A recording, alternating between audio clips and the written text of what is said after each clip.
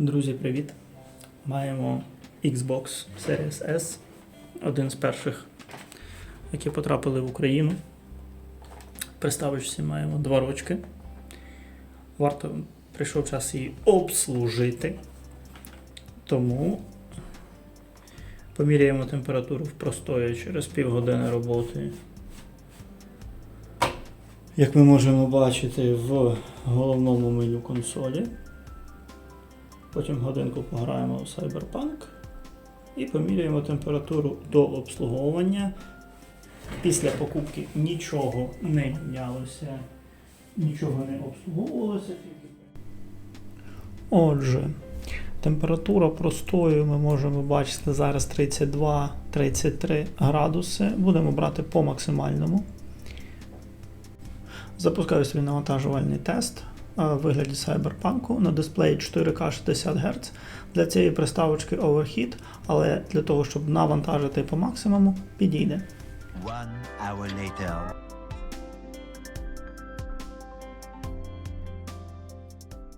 Минула година, таймер зупинився.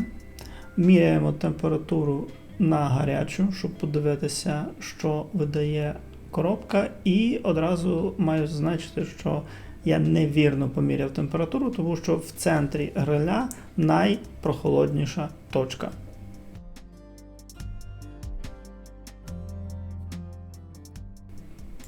Почнемо розбирати наше чудо техніки. Для цього нам потрібно буде термопаста, рідка термопрокладка і набір викруток з торксами. В принципі, цього більш ніж достатньо.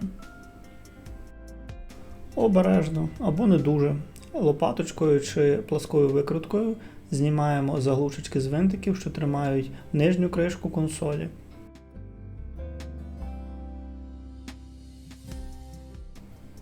Викручуємо винти, що тримають нижню кришку, та знімаємо її.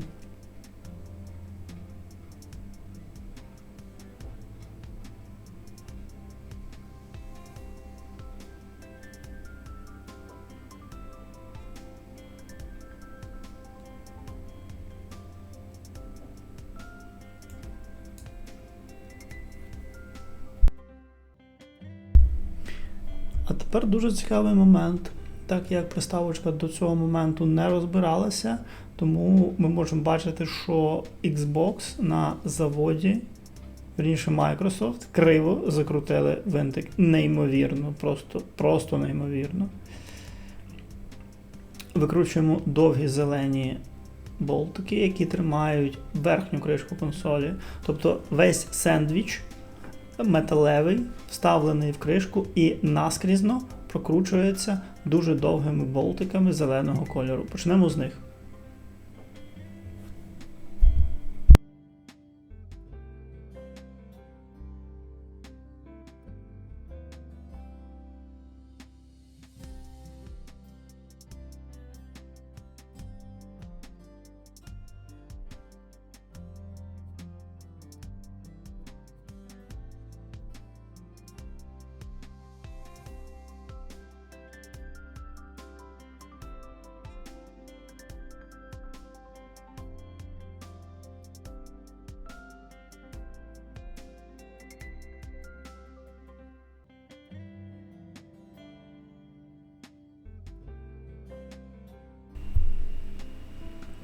Обережно, без надмірних зусиль, дістаємо приставочку з верхньої кришки, тобто сам металевий сендвіч, поступово, не поспішаючи, витягаємо з пластикового кориця.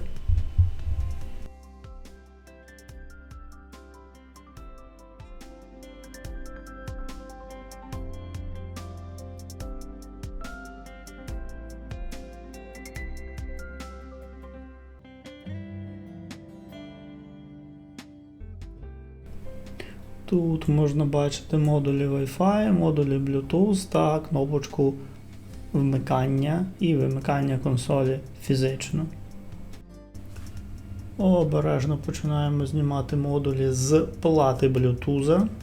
Поступово викручуємо і знімаємо. Все підключається на конекторах, все досить зручно, без хитких шлейфів чи чогось подібного. Знімаємо клавішу вмикання. І вимикання також.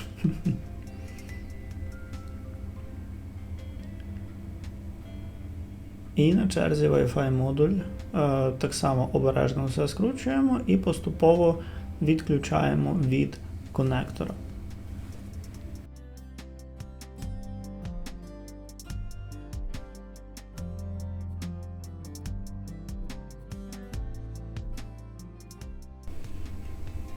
Починаю викручувати винтики, що тримають блок живлення. Винтики затягнуті досить туго і посаджені досить криво, тобто вони нерівно знаходяться в своєму посадковому місці, тому доводиться трішки продавити. Якщо у вас є електровикрутка, використовуйте її одразу і не мучтесь, як я на відео зараз.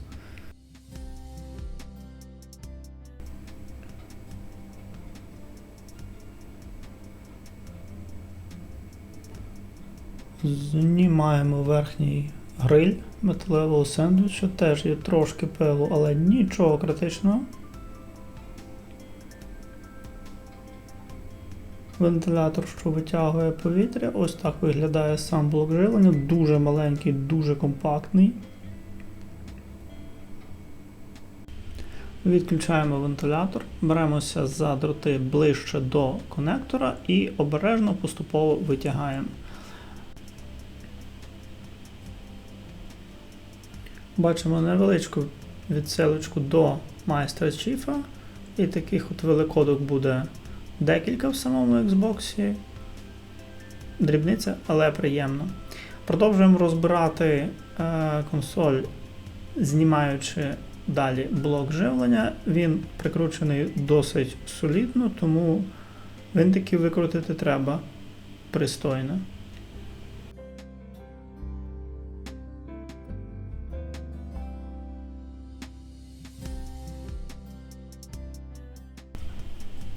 А тут мені не вистачило товщини ручки викрутки, тому я взяв акумуляторну викруточку і стало трошки все веселіше, простіше. Наголошую, якщо у вас є акумуляторна викрутка, використовуйте її одразу. Поступово знімаємо блок живлення, і що ми тут бачимо? Такий хиткий конектор, відвід від додаткового SSD. Блок живлення розбиратись не буде, його достатньо продути стиснутим повітрям і все буде добре. Так виглядає мейнборд Xbox на перший погляд. Далі будемо знімати з нижньої частини металевого сендвіча материнську плату та охолодження. Як бачите, хрестом прикручений радіатор, який розсіює тепло, тому хрест-нахрест поступово відкручуємо винтики, трошки ослаблюючи з одного боку та іншого.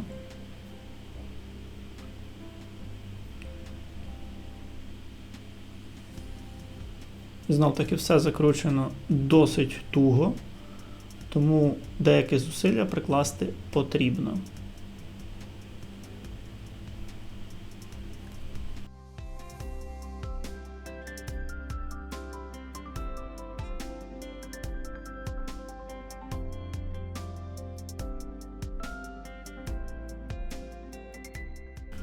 Тож, цей час настав. Знімаємо материнську плату консолі з дна металевого сендвіча. Тут ми бачимо SSD, хрестовину, що притискає до чіпа охолодження. Термопрокладки, до речі, за 2 роки досить живі, нічого з ними критичного не сталося.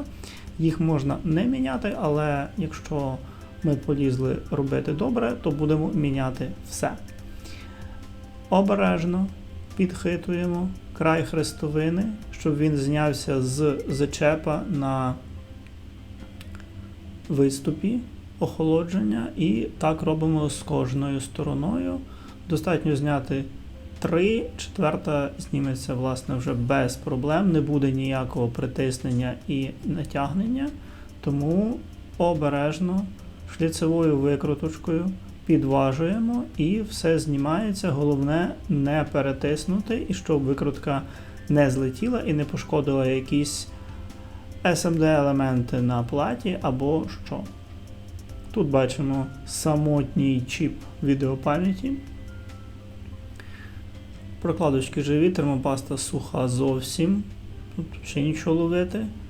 Зовсім не мажеться. Все ж за 2 роки використання вона підсохла. Теплорозподільча пластина, яка знімає температуру з чіпів пам'яті.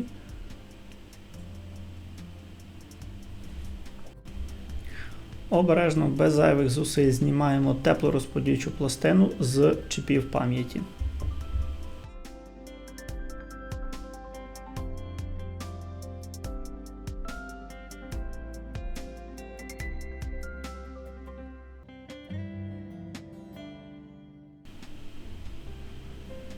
Знімаємо старі термопрокладки з пластини. Знов таки наголошую, вони досить живі. Якщо потрібно зекономити бюджет на обслуговуванні, то їх можна залишити ще як мінімум рік. Вони проживуть. Вони без силікону, нічого не тече, нічого не прилипає, плата чиста, все круто. Знімаємо прикладочки з зовнішньої частини пластинки. Також чистимо радіатор охолодження.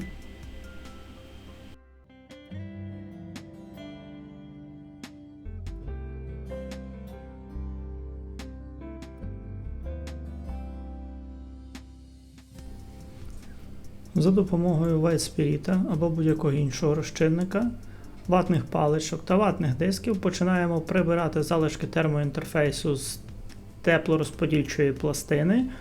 Потім ми будемо чистити радіатор охолодження та вже саму материнську плату. Також наголошую, що не варто терти кристал IPU, або, простіше кажучи, процесор консолі чимось твердим. Не можна використовувати металеві предмети, тому що невеличкий скол процесора або APU може призвести до повної втрати працездатності нашого пристрою. Тому будьмо обережні. Поступово зволожуючи ватну паличку, обережно продовжуємо розчиняти засохшу термопасту навколо SMD-конденсаторів APU, проходимося поміж всіма елементами, поступово прибираючи всі залишки старої заводської термопасти.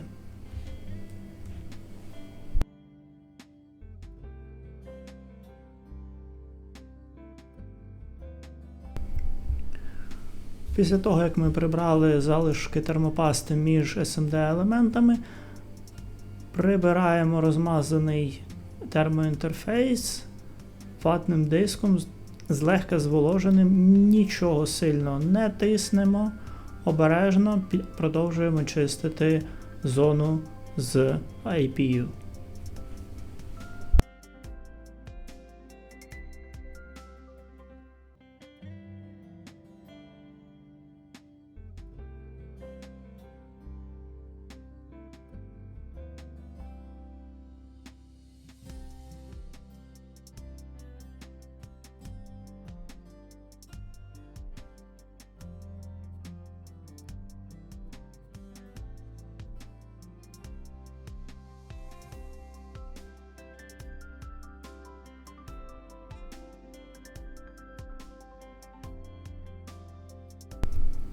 Як ми можемо бачити, кристал виглядає досить чисто.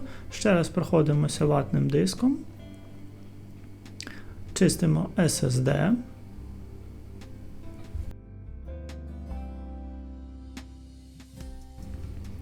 Прибираю порухи з елементів корпуса та системи охолодження за допомогою пилососа та балона зі стисненим повітрям, яким згодом буде продута сама материнська плата.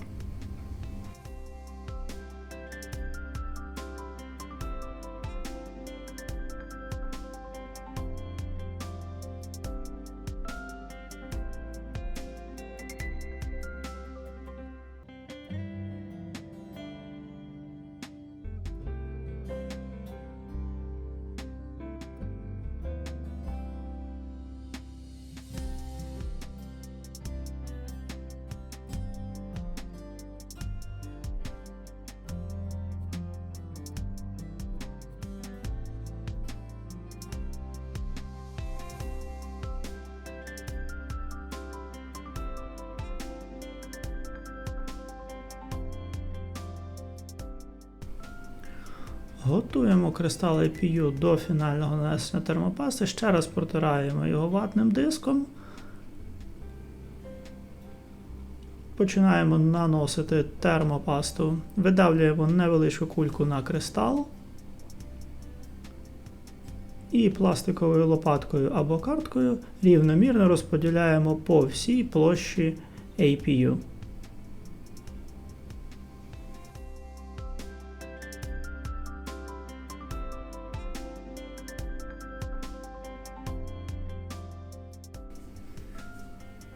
Тож, тут ми можемо бачити результат нанесення, все досить акуратно. Починаємо наносити на чіпи пам'яті рідкі термопрокладки, так як GDDR6 досить гаряча, то і прокладочок треба наносити мінімально 1 мм, щоб у нас був дуже файний контакт між теплорозподільчою пластиною. Наносячи рідку термопрокладку, треба бути уважним, щоб рівномірно розподілити її по всій площі чіпа, щоб не було перепадів висоти нанесення. Готуємо теплорозподільчу пластину для нанесення нової термопасти.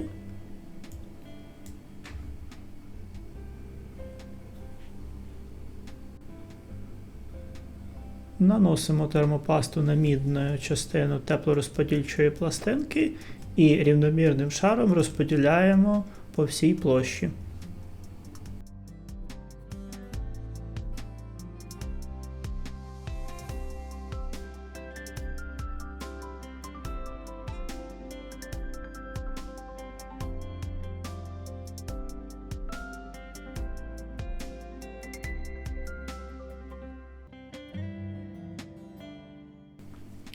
Після нанесення термопасти на терморозподільчу пластину підклеюю опорну ніжку, яку я зламав при знятті пластини.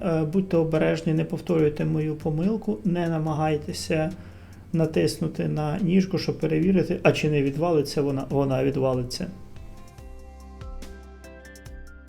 Повертаємо теплорозподільчу пластину на своє місце, притискаючи кліпси по всьому периметру пластинки, щоб вони закрились.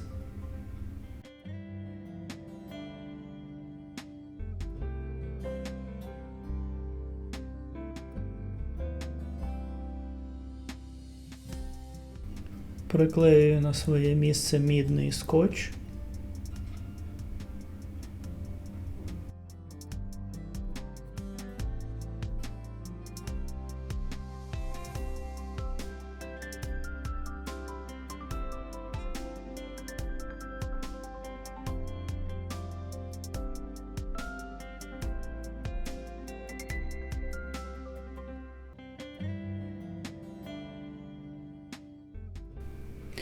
Наношу термопрокладки на радіатор охолодження.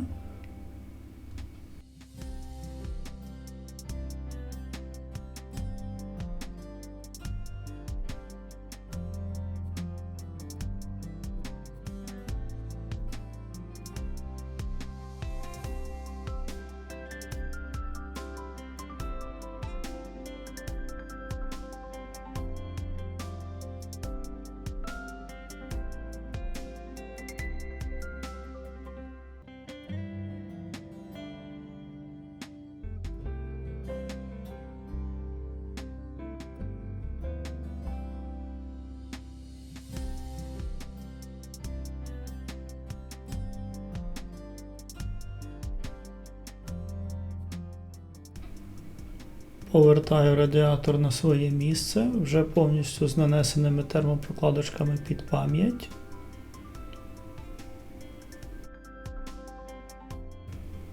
Повертаю на місце притискну хрестовину.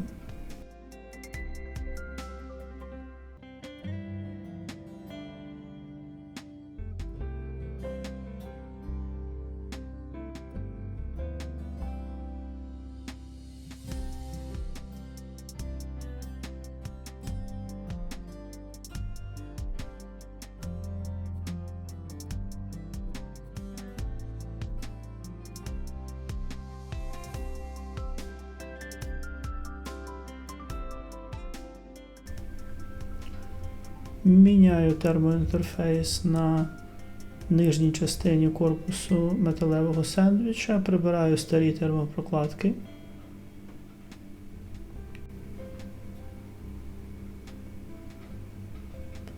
Наношу свіжу термопрокладочку, рівномірно розподіливши її по всій площі контакту з чіпом та SSD.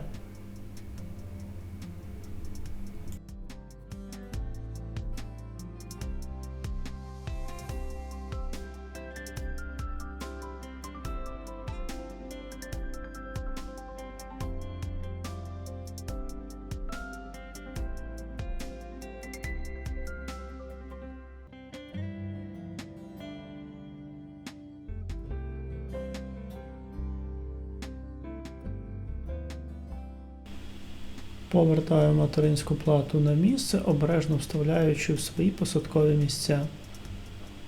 Притискаємо, повертаємо на бік та починаємо прикручувати з задньої частини металевого сендвіча, хрест-нахрест поступово притискаючи винтиками плату до нижньої частини корпусу.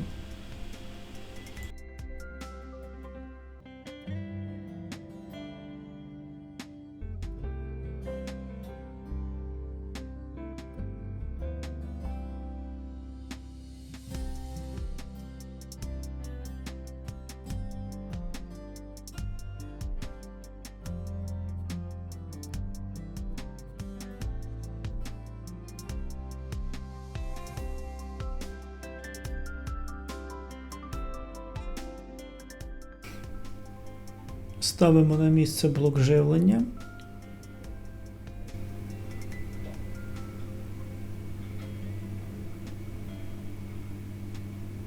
Підключаємо вентилятор.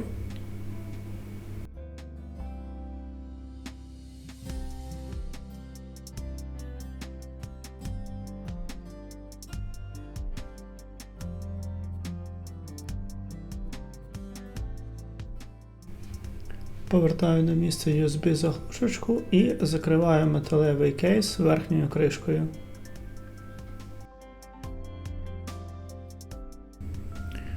Перед фінальною збіркою швидкий тест працездатності. Приставочка вмикається, все добре. Годинний тест Cyberpunk для того, щоб зрозуміти, чи все працює в штатному режимі. 1 hour later.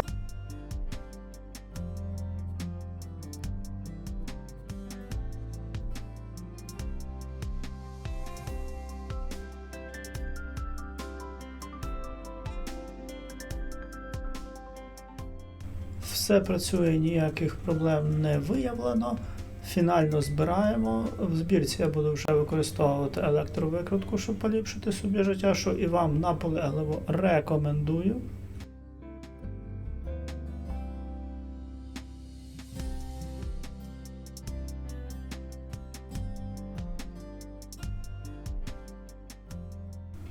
Закріплюємо блок живлення.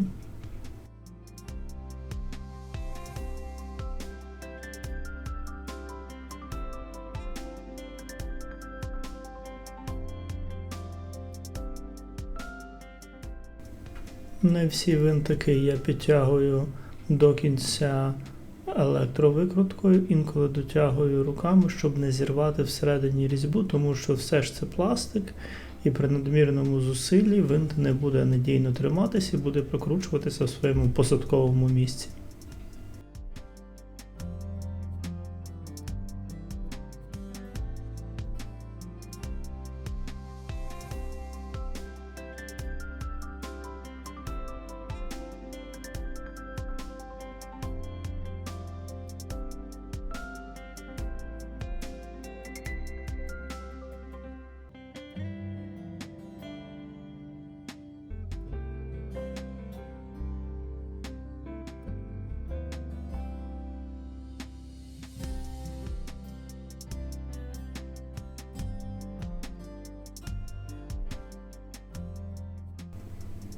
Модулі не варто закручувати електровикруткою, їм достатньо і звичайної тоненької з набору від Xiaomi.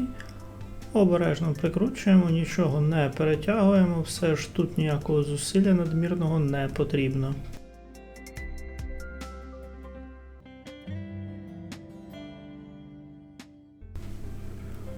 Прибираю відбитки пальців тряпочкою з мікрофібри перед тим, як поставити металевий сендвіч Xbox в корпус.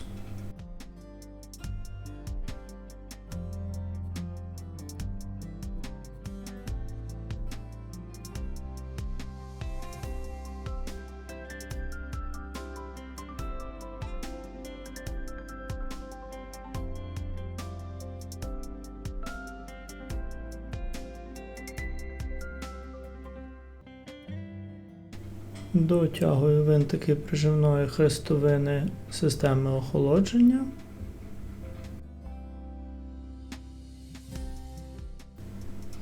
Розміщаю довгі зелені винтики на свої місця для того, щоб прикрутити металевий сендвіч до верхньої кришки консолі.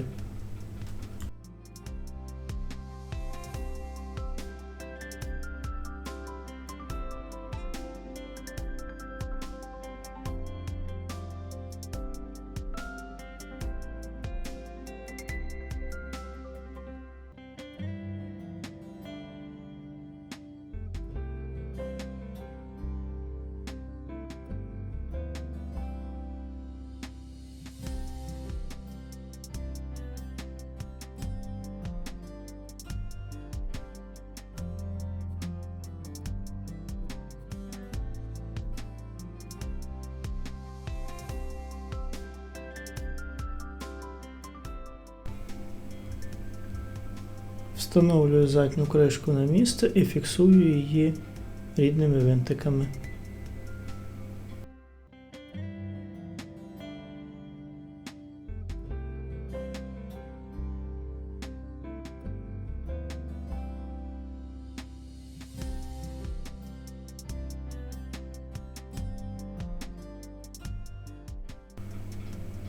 Так, консолька зібрана і підключена. Температура в вимкненому стані 24-28 градусів. Вмикаємо. Холодний старт. Маємо меню. Запускаємо Cyberpunk і проводимо фінальний годинний тест з остаточним заміром температури. В простої ми нагрілися майже до 30. Поїхали, годинка геймплею.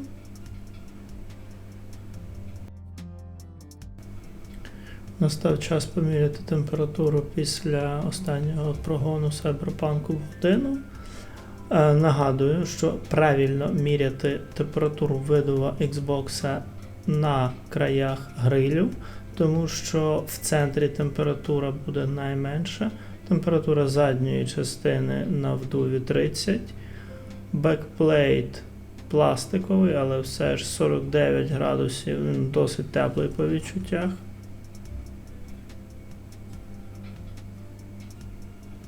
Задня частина з інтерфейсами 43 відповідно. Міряємо температуру з боків гриля і маємо значення в 65, будемо брати максимальне. Зона блоку живлення досить холодна. Остаточні заміри та післямова. Я не отримав якогось значного зменшення температури роботи Xbox, та і такої проблеми, як перегрів, в мене не було. Після заміни всіх термоінтерфейсів я помітив, що коробка стала працювати значно тихіше, ніж до того.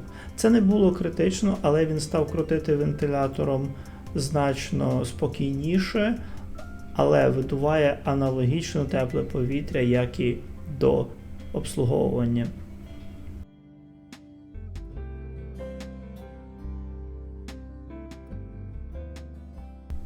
Якщо ви дотерпіли до 30-ї хвилини цього відео, я вам дуже дякую. Всі потрібні посилання на розхідні матеріали та інструменти ви знайдете в описі до цього відео. Бережіть себе та мирного неба. Щасти вам, друзі!